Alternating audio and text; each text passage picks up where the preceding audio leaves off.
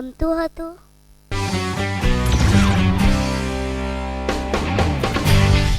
ભણવું એટલે વાંચવાનું ઓછું ગમતું પહેલાં મને.